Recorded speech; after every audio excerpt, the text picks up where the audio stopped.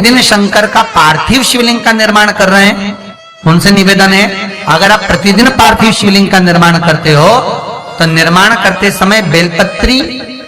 नीचे रखना जरूरी होता है। क्यों? जिससे प्रतिदिन आप पार्थिव शिवलिंग का निर्माण कर रहे हो तो नारी का बीच में 7 दिन 5 दिन का रजोधर्म भी आता है। जब हम बेलपत्री नीचे रखकर उस पर शिवलिंग का निर्माण करते हैं और देव शिवलिंग बनाने के बाद पूजन कर कर विसर्जन करते हैं तो नारी जब 5 दिन 7 दिन रजोधर्म में रहती है तो वो शिवलिंग का जो निर्माण चलता आ रहा है वो खंडित नहीं माना जाता।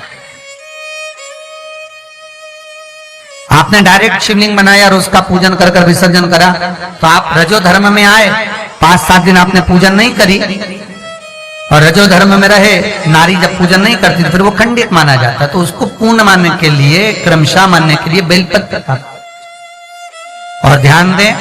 अगर प्रदोष के दिन, शिवरात्रि के दिन या सोमवार के दिन आप शिवलिंग बना रहे हो और गर्भस्थ भी हैं तो वो शिवलिंग का निर्माण आप कर सकते हैं। बाबा आपके ऊपर करुणा करेगा, पूजन कर सकते, शिव आराधना आप कर सकते। एक लिंग पुराण के अंतर्गत मालाओं का क्रम लिखा हुआ है कि लक्ष्मी को प्रसन्न करने के लिए हल्दी की माला, हल्दी की जो माला होती है, हल्दी की जो गांठ होती है उसको पानी में गलाया जाता है, उसको धीरे धीरे काट कर घिस कर उसमें धागा प्रयोग कर माला बनाई जाती है, हल्दी की माला। भगवान नारायण को प्रसन्न करने के लिए तुलसी की माला, भगवान शिव को प्रसन्न करने के लिए रुद्राक्ष की माला, गौरी शंकर को, काल भैरव को, देवी को, चंडी को, 64 योगिनियों को या अटकते हुए काम को सिद्ध करने के लिए होती है बेलपत्र के जड़ की माला। बेलपत्र का जो वृक्ष होता है, उस वृक्ष की जो जड़ होती है, उस जड़ की छिलवाकर बनवाकर उसकी जो माला तैयार करी जाती है वो माला। महाराज ये कहते हैं कि 64 योगिनियां, देवियां नवरात्रे में जितनी सिद्धियां होती हैं, सारी सिद्धियां इस बेलपत्र की जड़ की माला के आगे टिकी हैं। सारी सिद्धियां। यहां तक शिव महापुराण लिंग पुराण के अंतर्गत वर्णन आता है कि यदि किसी के शरीर में प्रेत बांधा होती है या किसी के शरीर में कोई हवा का रूप आ जाता है, पहले भी आपको कथा में कहा, तो उसके लिए केवल बेलपत्री की जो जड़ की माला बनती है, उस माला का मात्र पानी 5 मिनट में उसको भगा सकते। केवल शिव नाम का स्मरण कर लो, गौरी शंकर का स्मरण करा और पानी छीटा, बस गया। फिर उस जीव को वो प्रेत बांधा कमी नहीं आ सकती, फिर प्रवेश नहीं कर सकती। महाराज बेलपत्र की जो जड़ की माला सिद्ध करी जाती है, उस माला को सिद्ध करने का एक तरीका भी है कि उस माला को बनाने के बाद में आप जब माला बना लेते हैं तो शंकर भगवान के, भगवान भोलेनाथ जी के शिवलिंग पर उसको रखकर, हाँ एक बात और ध्यान रखना, बेलपत्र की जड़ की माला, ध्यान दीजिएगा, तुलसी की माला के मन के 108 हो, रुद्राक्ष की माला के मन के 108 हो, तुलसी की माला के मन के 108 हो, पर बेलपत्र की जो माला होती है उसके मन के या तो आप 51 रख लें, अर्थात 108 से नीचे के क्रम में रखें, 71, 81, 51, 11, 21, महाराज ऐसे क्रम में। तो शंकर भगवान के शिवलिंग पर वो माला रखकर भगवान शिव का मूल मंत्र का स्मरण कर कर, नारी है तो नमः शिवाय ओम का स्मरण कर कर, पुरुष हो तो ओम नमः शिवाय का स्मरण कर कर या श्री शिवाय नमस्तुभ्यं का जाप कर कर जल और शहद दोनों मिलाकर समर्पित करते हुए उस माला को प्रदोष काल में, प्रदोष के दिन किसी भी प्रदोष को सिद्ध किया जा सकता। उसमें ज्यादा सिद्धता का भाव ये नहीं कि अलग से कोई तंत्र मंत्र करना पड़े या माला सिद्ध करना पड़े, महाराज उसका स्मरण भैरव तंत्र साधना के अंतर्गत भी बढ़ेगा।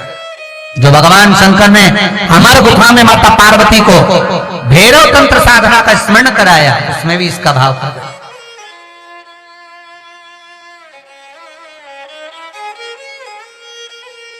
किसी काम के लिए आप जा रहे हैं और वो काम अटक रहा है, तो शंकर पर चढ़ा हुआ, अभिषेक किया हुआ, स्मरण किया हुआ रुद्राक्ष का पानी मात्र आप पीकर चले गए तो आपका कार्य तो सफल होगा, ये पक्का कार्य सफल हो जाए। कितना सुंदर कहा गया है महाराज जी, जब व्यक्ति मान लो किसी वो कौन सा रोग होता है जिसमें वो दाने दाने उड़ जाते, माता जी आ जाती, कहते शरीर में छोटे चेचक बोलते हैं उसको, जब दाने दाने उठ जाए तो कहते हैं कि नीम के पेड़ के नीचे रुद्राक्ष का, कोई सा भी रुद्राक्ष हो, उस रुद्राक्ष का जल, नीम के पेड़ के नीचे रुद्राक्ष का गला हुआ जल पानी, जिस व्यक्ति को चेचक जैसी बीमारी हुई है या दाने दाने उड़ गए माता जैसे, तो उसको पिला दिया जाए। कहते हैं 2 दिन के अंदर दाने कम होना प्रारंभ हो जाते हैं, क्योंकि शिव प्रवेश कर जाता है तो शक्ति बाहर निकल जाती है। जगदम्बा सोता हुआ उस रुद्राक्ष में ये कुंदकेश्वर जो शिवजी का नाम है महाराज, जिसको साइटिका की बीमारी होती है या स्लिप डिस्क की बीमारी होती है या कमर की रीढ़ की हड्डी कहीं बाकी टेढ़ी होने लगती है या नसें चोक होने लगी हों, काम ना कर रही हों, तो उसके लिए कुंदकेश्वर महादेव पर आप कोई भी सफेद कलर के पुष्प, भगवान शंकर के मंदिर में कुंदकेश्वर के नाम से 31 फूल समर्पित करना है। आप 31 पुष्प,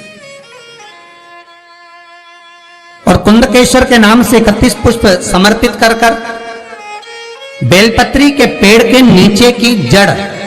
थोड़ा सा भाग निकालकर ऊपर से छीलकर अंदर का भाग शंकर कुंदकेश्वर को चढ़ाना है। उस जड़ को लाकर उसको पीसना है और पीसकर सुबह के समय पर 3 बार उसका कुंदकेश्वर का नाम लेकर सेवन करना है। जिसको साइटिका और जिसको रीढ़ की हड्डी, स्लिप डिस्क, जिसको प्रॉब्लम होती है उसको बाबा कुंदकेश्वर एक ऐसे महादेव हैं, क्योंकि भगवान शंकर के चरण पर पार्वती के द्वारा फेंका गया कुंद का प्रहार हुआ और उससे बाबा को चोट लगी, जिससे बाबा का नाम कुंदकेश्वर पड़ा। तो सारे रोगों को मिटाने के लिए माँ जगतजननी कहती है, बाबा आपके पांव में चोट लग गई है भोलेनाथ, मुझे क्षमा कर। भगवान शिव पार्वती को क्षमा करते हैं। पार्वती कहती है जैसे यह कुंद मुड़ा हुआ है उस तरह से आप